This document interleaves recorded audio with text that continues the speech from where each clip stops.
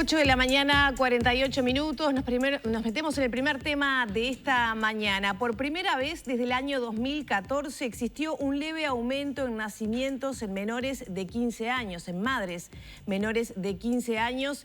Este es uno de los temas abordados por el informe anual de Amnistía Uruguay, que toca diversos temas de lo social y de los derechos en nuestro país. Para repasar los detalles de este estudio estamos en contacto con la licenciada en Sociología, Lucía Pérez, directora ejecutiva de Amnistía Uruguay.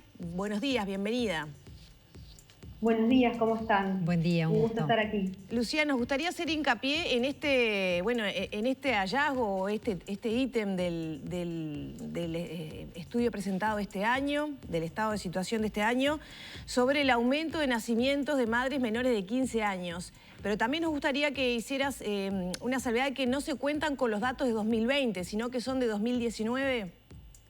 Exacto. Bueno, como todos los años, Amnistía Internacional presenta su informe anual que representa el estado de situación de los derechos humanos en el mundo. Esto es un lanzamiento a nivel global y que da cuenta, mapea la situación en 149 países. Obviamente que el año 2020 estuvo atravesado por el contexto de pandemia y el impacto que esto tiene en los diferentes países, que si bien nos afecta a todos o afecta a todos los países, no lo hace de la misma manera por las condiciones socioeconómicas de los países, a nivel de entre los países y dentro de cada uno de los estados. Como todos los años, Amnistía en Uruguay realiza un capítulo ampliado sobre nuestro país y, como ustedes bien señalan, uno de los ejes temáticos que venimos enfatizando ya hace unos años tiene que ver con el capítulo de derechos sexuales y reproductivos, donde el embarazo infantil es uno de nuestros temas de preocupación. Amnistía Internacional viene trabajando en la campaña Niñas No Madres, colocando el tema del embarazo infantil como una violación grave de los derechos humanos de las niñas, ¿sí? Como una situación, esconden los embarazos infantiles situaciones sistemáticas de violencia sexual sistemática hacia niños. ¿Y qué pasó? Y efectivamente, ¿Qué pasó que no tenemos los datos 2020? Bien, en realidad nosotros para todos los capítulos que hacemos un pedido de acceso a la información pública que se reiteró en 2 ocasiones y bueno, la respuesta fue que los datos había cambiado el sistema de registro y que todavía no estaban los datos. En general siempre es costumbre que haya adelantos hacia finales de año y en general los datos de derechos sexuales y reproductivos están confirmados hacia febrero o marzo de cada año. Bueno, en esta oportunidad la respuesta fue que había cambiado el sistema de registro de algunos de estos datos. Esto incluye no solamente los nacimientos, sino también interrupciones voluntarias del embarazo, etcétera, datos vinculados a la salud sexual y reproductiva. Y bueno, la respuesta fue que iban a estar más centrados en el año. Esto obviamente nosotros lo vemos con preocupación porque es central para el manejo de las políticas públicas contar con información y con diagnósticos para esto. De todas formas, el capítulo referido a embarazo infantil recoge datos de 2019 efectivamente que presentan un leve aumento por primera vez desde 2014, que se habían registrado en 2018 71 embarazos y en 2019 pasamos a 82, pero de alguna manera lo que viene señalando Amnistía es la preocupación, más allá de efectivamente si representan 71 nacimientos de niñas menores de 15 años o si son 100, como ha sucedido en años anteriores, lo que nosotros miramos es la afectación en la trayectoria vital de esa niña, ¿no? Que está sufriendo una violación a sus derechos y que tiene que ver con la violencia sexual. Esto, por supuesto, lo podemos ver en niñas, en aquellas niñas que llegan a cursar un embarazo y eventualmente un nacimiento, pero de todas formas esas situaciones sistemáticas de violencia sexual y abuso no las sufren solamente las niñas, ¿no? Y eso es algo que, durante 2020 hemos presenciado en diferentes medios de comunicación y noticias vinculadas a situaciones de abuso en diferentes partes de nuestro país. Está la emblemática también Operación Océano, que trabaja sobre casos de explotación sexual de adolescentes.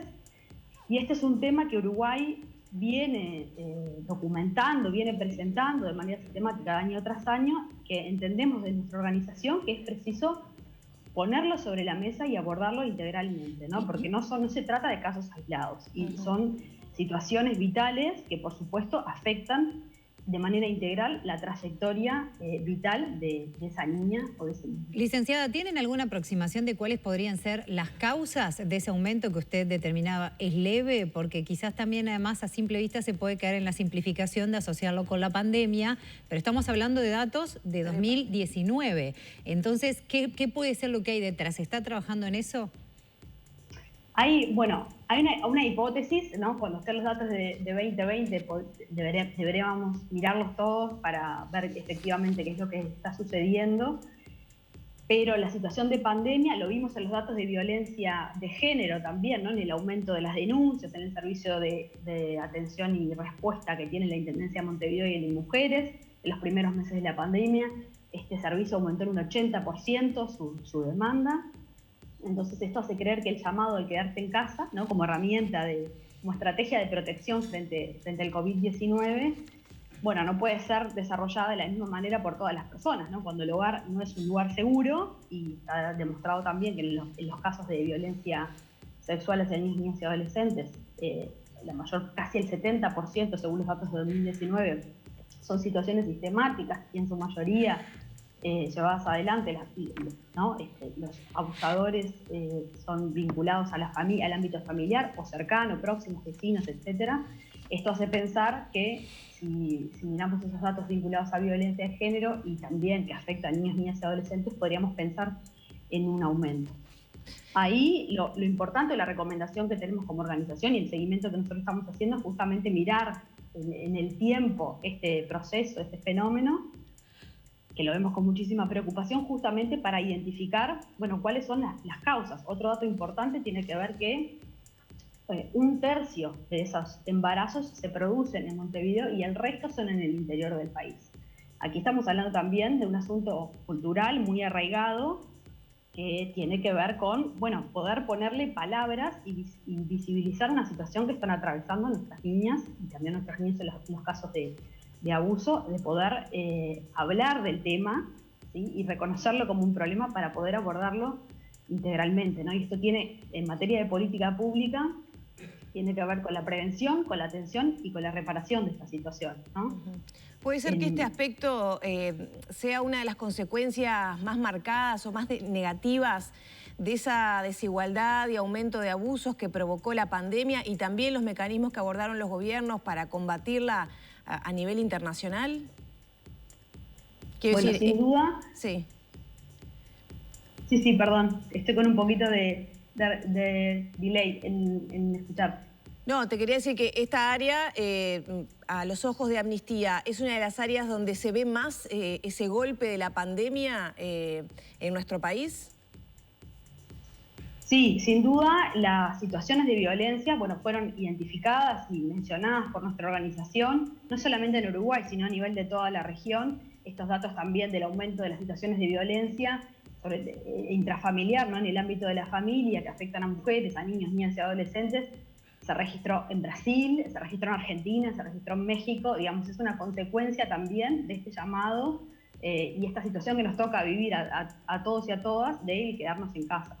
Y reiteramos esta situación de que hay que poder colocar medidas específicas cuando ese llamado al quedarse en casa no puede ser puesto en práctica de la misma manera para todas las personas, porque hay hogares que no son seguros en este sentido, ¿no? Y es importante desde las autoridades poder tomar medidas para resguardar y proteger los derechos de estos niños, niñas y adolescentes. En los datos 2020 que bueno, no pudieron ser proporcionados, ¿hay un compromiso de las autoridades de brindar esa información a Amnistía en algún momento? ¿Cómo se procesa esa falta de información? Bueno, nosotros hicimos 2 pedidos de acceso a la información pública en el caso de datos sobre derechos sexuales y reproductivos, de salud sexual y reproductiva, y esto lo vamos a volver a reiterar en algún momento para acceder a esa información. Nosotros tenemos una ley que es la Ley de Acceso a la Información Pública, y que eso es un mecanismo que la ciudadanía, todas las organizaciones podemos utilizar para disponer de esos datos. El Ministerio de Salud tiene disponibles datos en relación con estas, lo que se llaman de estadísticas vitales, que generalmente son públicas, y bueno, la respuesta que se dio fue justamente que habían cambiado el sistema de registro y por lo tanto los datos iban a estar en diferido, iban a estar más tarde en el tiempo de lo que habitualmente estamos.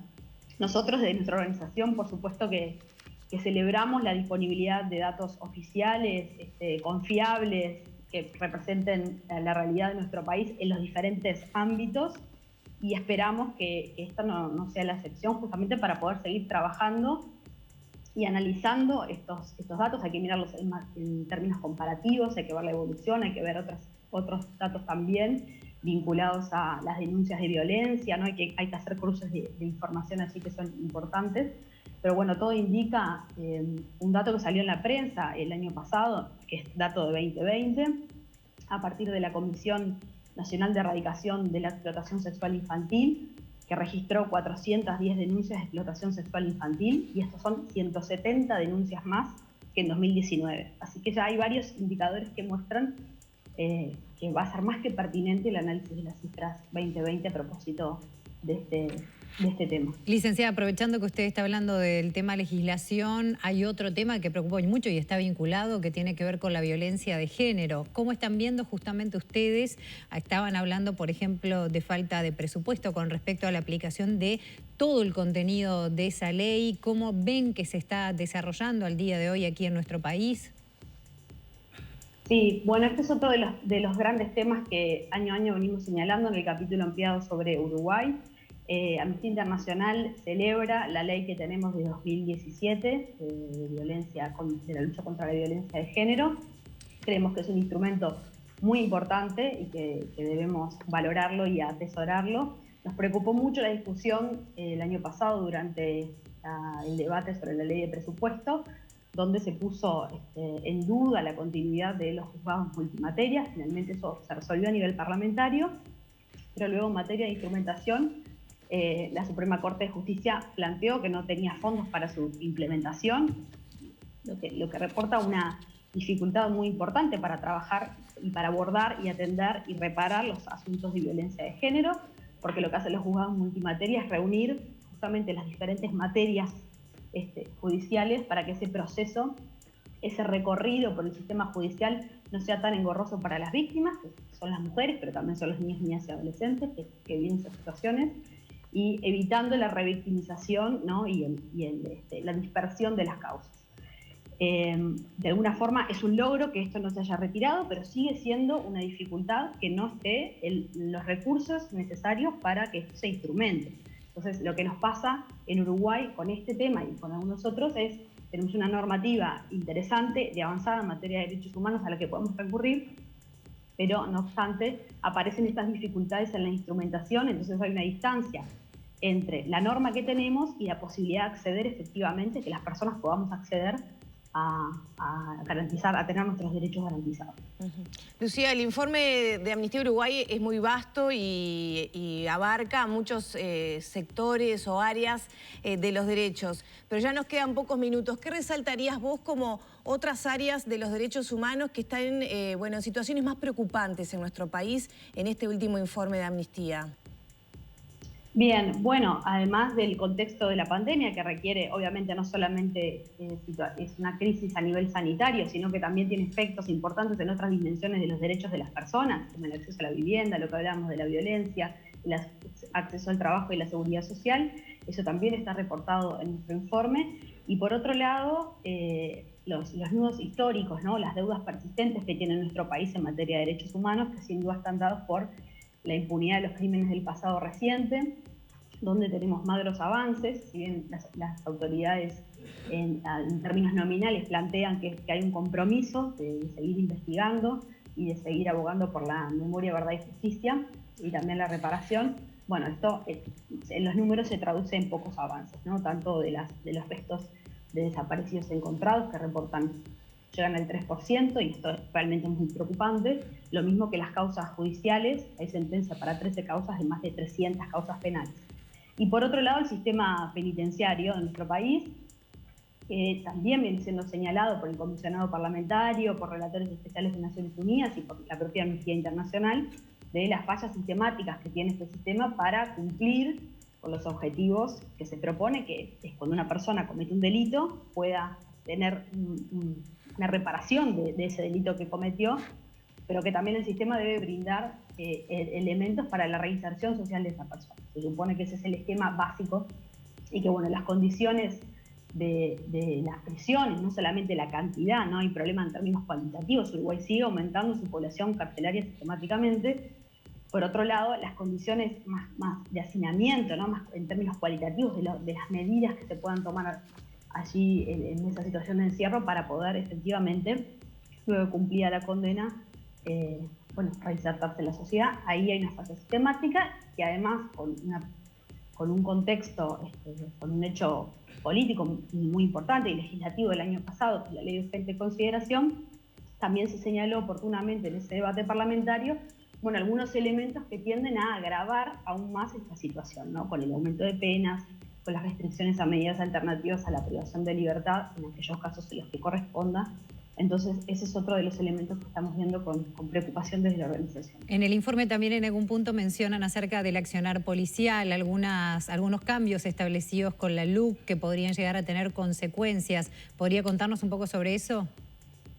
Sí, ese es otro de los puntos que en la comparecencia en el Parlamento, durante el debate parlamentario, también planteamos con preocupación, tanto las reformas a nivel del proceso penal y la gestión de libertad, así como también en la legislación policial. Amnistía Internacional identificaba algunos posibles retrocesos en materia de derechos humanos. Y con respecto al accionar policial, lo que vemos con preocupación son aquellos artículos que aprueba la LUC referidos a la libertad de expresión y el derecho a reunión y manifestación pacífica, donde la terminología que se maneja en la ley aprobada, por ejemplo con el término piquete, presenta algunas ambigüedades, es un poco impreciso para poder determinar efectivamente qué corresponde a un piquete, ¿no? Qué características tiene y cuándo la policía debe actuar en consecuencia. Y esta imprecisión, esta debilidad terminológica puede llevar a situaciones de arbitrariedad policial. Por supuesto que Amnistía Internacional entiende el rol y la responsabilidad que tiene la policía en el cumplimiento y en el resguardo del orden público, pero como en tanto funcionarios y funcionarias públicos, esto debe hacerse en un marco normativo regulado y adecuado también a los estándares internacionales para que brinde garantías para todas las partes. Entonces, en ese sentido, esas ambigüedades terminológicas, así como también en la ley que reglamenta el artículo 38 de la Constitución relativo al derecho a la reunión, que habla de aglomeraciones, también preocupa la imprecisión, ¿no? ¿Cuándo estamos frente a una aglomeración? ¿De qué cantidad de personas estamos hablando? Ese tipo de detalles que no son menores son muy importantes para que el accionar se dé en un marco legal, adecuado y que todas las partes conozcan las implicancias. Lucía, el procesamiento de esta información, tenerla reunida, conocer la evolución, es muy importante, ¿no? Porque, los estados ven reflejado su trabajo allí. Más allá de eso, para la gente común y corriente, ¿qué utilidad tiene esta o qué garantía presenta para mejorar el bienestar de las personas este informe que hace anualmente Amnistía? Amnistía, una de las principales herramientas de trabajo que tiene es justamente la investigación, como organización independiente, además, de cualquier gobierno y sector religioso, además, también. Es muy importante poder desarrollar estas investigaciones, que lo hacemos con datos oficiales en todos los países en los que estos datos son confiables y tenemos acceso, y además información de primera línea, ¿no? O datos primarios, porque Amnistía tiene equipos de investigación especializados en derechos humanos que trabajan en algunos países y en los que no hay excepción. También se llevan adelante misiones específicas para recolectar datos. Entonces, ese es un trabajo que se desarrolla durante todo el año, el trabajo del informe anual, porque aparte no solamente en Uruguay, sino en todos los países en los que se recopila esta información. Y el objetivo del informe, además de, obviamente, brindar un pantallazo sobre la situación de los derechos humanos en el mundo, en este caso específico sobre Uruguay, nosotros esperamos que este informe sea una herramienta de trabajo para quienes toman decisiones, ¿no? No solamente para las personas que están involucradas en la sociedad civil o tienen intereses en estos temas, que por supuesto es un informe accesible desde el punto de vista también de cómo está planteado, es público, está en nuestra página web y además en cada lanzamiento es enviado a todas las autoridades de nuestro país, esperando que esto sea un insumo importante para su trabajo y que sea de consulta. Y por supuesto que nuestro equipo especializado también aquí en Uruguay está más que a las órdenes para ampliar la información de aquellos actores que lo soliciten. Lucía, muchas gracias por este diálogo con Arriba Gente. Muchas gracias a ustedes, que estén bien. Cerramos por aquí entonces la entrevista sobre el estado de situación y el informe anual de Amnistía Uruguay. Era la directora ejecutiva de Amnistía Uruguay, Lucía Pérez, en diálogo con Arriba Gente.